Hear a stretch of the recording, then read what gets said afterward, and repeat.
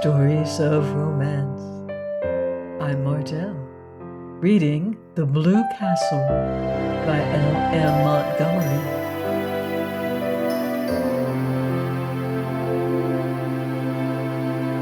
Chapter 33. Spring. Mischievous, black and sullen for a week or two, then flaming in sapphire and turquoise, lilac and rose again, laughing through the oriel, caressing its amethyst islands, rippling under winds soft as silk.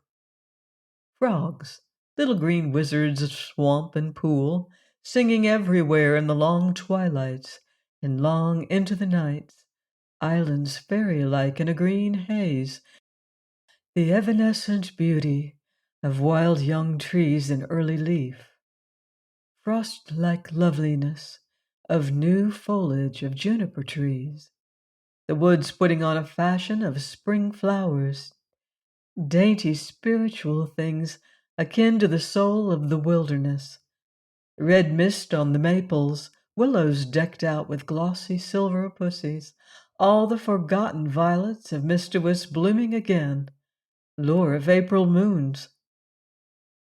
Think how many thousands of springs have been here on Mischievous, and all of them beautiful, said Valancy. Oh, Barney, look at that wild plum. I must quote from John Foster. There's a passage in one of his books. I've reread it 100 times. He must have written it before a tree just like that. Behold the young wild plum tree, which has adorned herself after immemorial fashion in a wedding veil of fine lace. The fingers of wood pixies must have woven it, for nothing like it ever came from an earthly loom. I vow the tree is conscious of its loveliness. It is bridling before our very eyes, as if its beauty were not the most ephemeral thing in the woods, as it is the rarest and most exceeding, for today it is, and tomorrow it is not. Every south wind purring through the boughs will winnow away in a shower of slender petals. But what matter? Today it is queen of the wild places, and it is always today in the woods.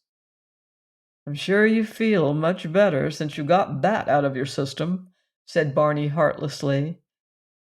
Here's a patch of dandelions, said Valancy unsubdued. Dandelions shouldn't grow in the woods, though. Well, they haven't any sense of the fitness of things at all. They're too cheerful and self-satisfied.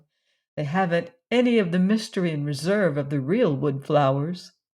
In short, they've no secrets, said Barney, but wait a bit. The woods will have their own way, even with those obvious dandelions. In a little while, all that obtrusive yellowness and complacency will be gone, and we'll find here misty phantom-like globes hovering over those long grasses in full harmony with the traditions of the forest.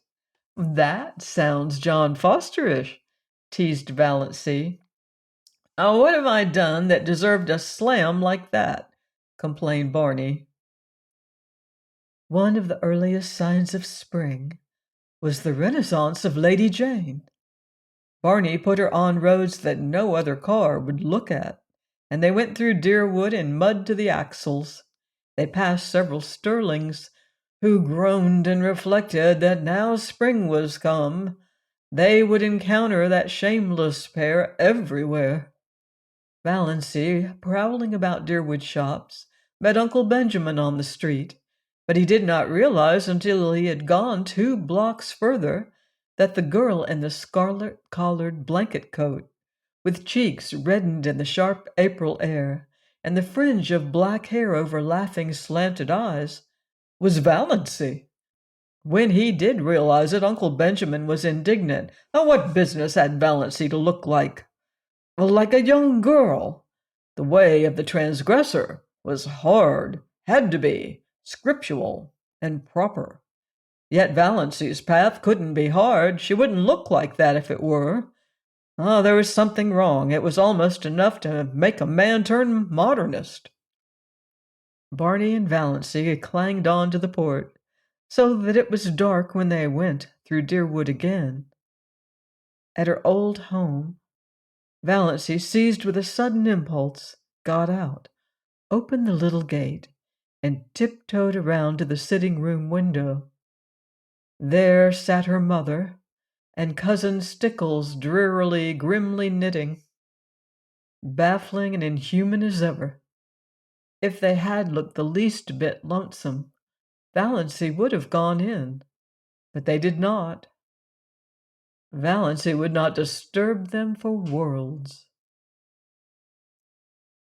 Please join me next time for another romantic chapter of The Blue Castle by L. M. Montgomery here on Love's Tender Flame. Until then, love deeply and live beautifully.